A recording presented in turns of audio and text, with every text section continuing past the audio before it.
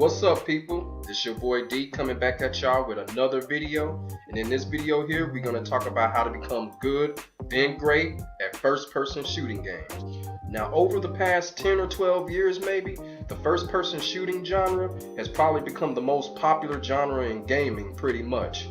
You got titles like, Call of Duty, Dying Light, Doom, Wolfenstein, titles like that. Very worldwide successfully popular titles from the first-person shooter genre. So in this video here, I'm going to give you some tips how to become good at those titles, or titles much like it. There's a lot of other titles out there like those, and in this video, I'm going to show you how to be good at it.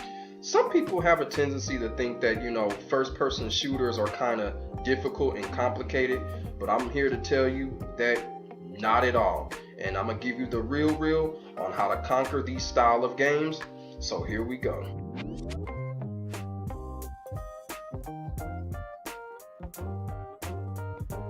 Now, one of the reasons why we all enjoy first-person shooting games is the multiplayer aspect of them. Now, we do still play them for the single-player aspect, but the multiplayer part is clearly the main attraction when it comes to first-person shooting games. It is important to play online and play a lot. And the reason to play online a lot is because you have to get your feet wet and get your hands dirty. They shows no mercy online. So it is a great way to becoming better because you're going up against thousands and thousands of players, thousands of good players, I should say. And it just helps you, be aware, become better, and all kinds of things. Become quicker, faster, stronger, stuff like that. Play online and play a lot online. It is a big step to becoming better in these first-person shooting games.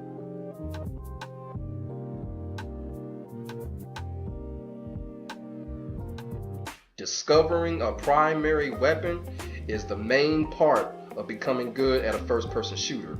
It's important on the same level as you have to find a main character in a fighting game. You want to have a primary weapon that is suitable for you and basically that suits the style that you like to have in a first-person shooting game. Whether you want to be an assault man, a recon specialist, or a sniper, having a main primary weapon is another big step in becoming good then great at a first-person shooting games. Because believe it or not all weapons in that particular game are going to be reliable and suitable for you.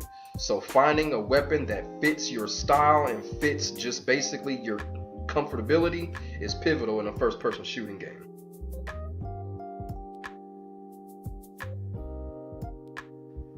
Now, when we talk about accuracy, it kind of goes back to the point where I'm telling you about finding a weapon that's most reliable and suitable for you. And when you're playing an online-based first-person shooter, accuracy is everything. The reason for it is because it's online and everything doesn't run smoothly online like we want it to all the time, right? There are some very good ways to improve your accuracy when you're playing these games.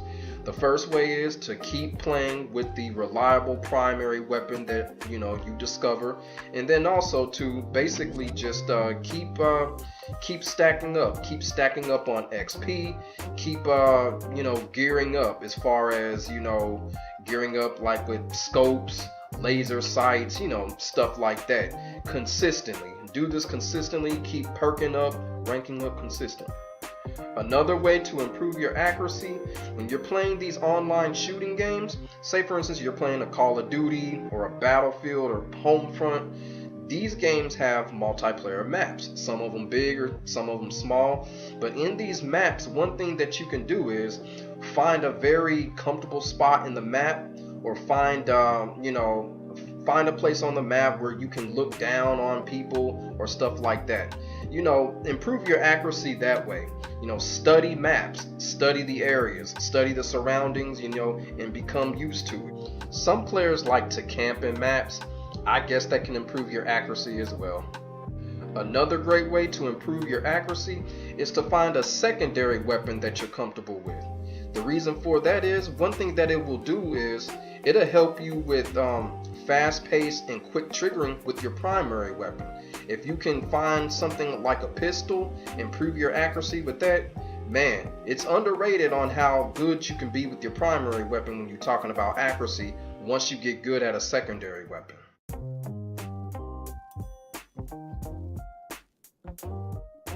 Another big way to go to the next level in first-person shooting games is to build a team and play with friends. And the reason why this is because when you build a team, play with friends, play a lot and often, one thing that will do is it will up your communication skills. Once you're in like a team deathmatch or something like that, your accuracy will go up, your overall awareness will go up. And then of course, man, when you're playing with friends, like in a team deathmatch or something like that, or a search and destroy, just to name some modes, one thing that you're gonna go through is that you're gonna come up against a good number of opponents where you probably will have to have a teammate's back, or your teammate will have your back, or you're probably gonna have to save a teammate. So when you get together, play with friends, it'll up your level in every aspect of the game.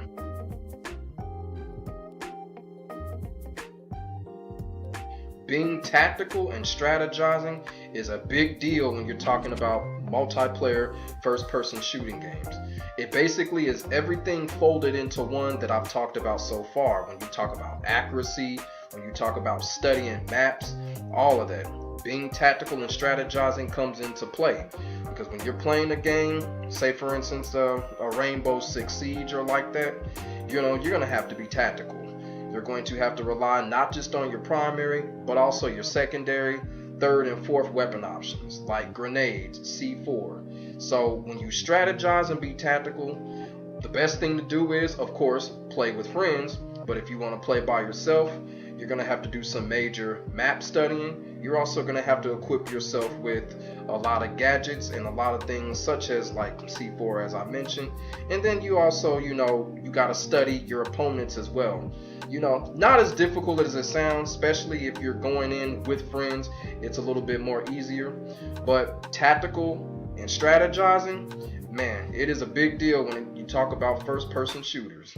Another big aspect about first-person shooters, especially in the multiplayers of them, is gearing up. You have to gear up to be successful in first-person shooters, and you have to level up in gear also to be successful in first-person shooters. Gears and perks are always a big strategy and always a big assessment when it comes to first-person shooting games. Because when you're playing multiplayer and you are, let's just say you're one of those prestige type of people, gearing up is extremely important because it brings you to the next level. You gain XP, you get more weapons, it's just constantly like, upgrading. So when you have to gear up, and as far as, getting better, getting stronger, or maybe getting better equipment, or making your equipment go to the next level, kind of like, Sleight of Hand Pro or some shit like that. So, gearing up, always important when you talk about multiplayers.